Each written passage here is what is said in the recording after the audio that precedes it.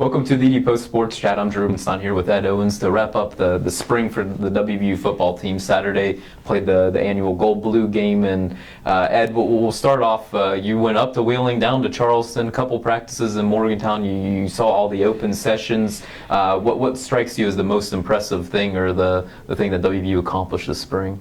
Yeah, I think most impressive this spring, you have to look at sophomore kicker Josh Lambert. Last year, he started as a redshirt freshman, and he struggled early on. He had a few misses early in the season, really built as the year went on, finished the year making 10 in a row at one point and finished really solidly, and he carried that over into the spring. He missed one field goal all spring. It was a 55-yarder in the wind down in Charleston, which barely hit the upright. I mean, other than that, the kid was dead on this spring and really looks like a weapon they can use, not just accuracy-wise, but distance-wise. He hit a 53-yarder in the spring game, and it seemed like a lot of people were buzzing about that afterwards. Yeah, absolutely. And you wrote about this, but WVU's not really had a kicker, which it is a weapon, as you said, since Pat McAfee, somebody that you could really count on to drill field goals from that range. I mean, that is a situation where sometimes you're in limbo about the punt or go for it, and having someone like that definitely helps. And the other thing that comes to mind is offensive line, something that we've discussed, that they actually have a rotation and starters that they seem to like. But that kind of leads into the next question. Obviously, with the offense, it all starts with the quarterbacks, and the guy behind center is completely up in the air. After the spring game, Dana Holgorsen and Shannon Dawson kind of laid out their case of how they're going to go about finding the starter. Here in the coming weeks and months, they're going to have 5 guys, but they immediately want to reduce it down to 3, and it seems like 2 of the 3 are going to be Clint Trickett, who's currently rehabbing from shoulder surgery, and then they're going to give true freshman William Crest every opportunity to win the job. From there, one of the 3 who played in the spring, Paul Millard, Logan Moore, and Skylar Howard, but I guess that it's a long-winded answer of is this the right answer that WVU is going about to try to determine the starting quarterback? Does their process make sense to you?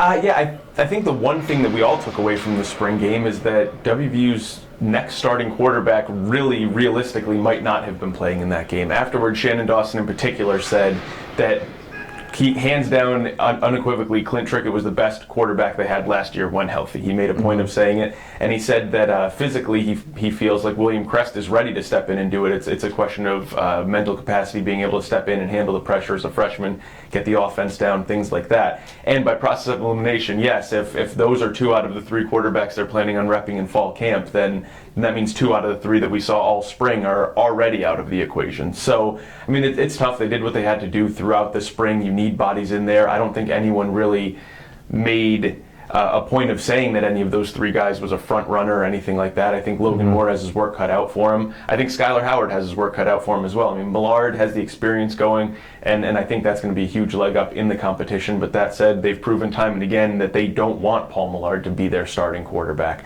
So I think it's all up in the air. I think it's something that they're going to have to figure out this fall, and they're really going to have to do it a lot faster than they did last year. Yeah, and going off of what you just said there, I mean, last season they said they wanted to find a guy. They didn't really seem worried about it during fall camp because Dana and Shannon said they always found somebody. But this year, you don't have William and Mary sitting as the opener. You have Alabama. That dynamic, you would think, has to change a lot going into fall camp with the quarterback situation. Absolutely, and that's another reason why I think that a guy like Paul may have that leg up, because William Crest he's coming in June. He's not going to have a lot of time. The coaches aren't going to be able to work with him.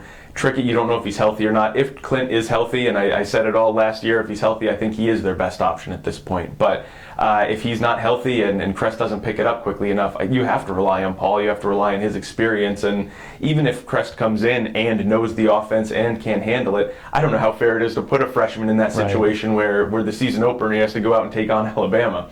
Yeah, absolutely. That's the biggest question. But there were more that kind of came out over spring. What's the one that sticks out in your mind?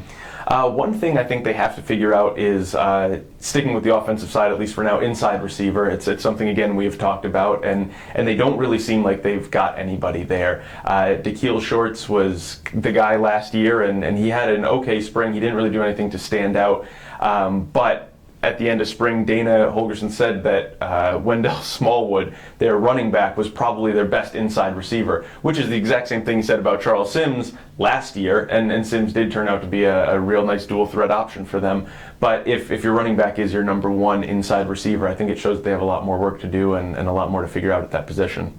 Last one, going to the defensive side, WVU is working with its fourth defensive coordinator in 4 years, and just on the surface, you would think that that would lead to a lot of confusion just with terminology and scheme and what the coordinator wants, but it doesn't seem like that really was the theme coming out of spring ball.